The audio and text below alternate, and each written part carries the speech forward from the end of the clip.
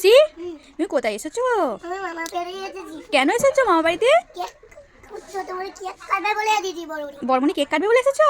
কেন বর্মনি আজ happy birthday? জন্মদিন। আচ্ছা ঠিক আছে, চলো চলো।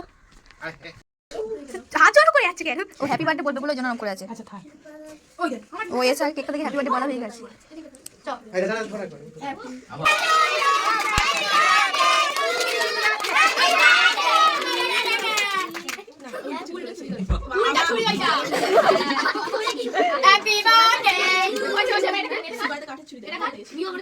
আগে তোর মার গালে দে একটু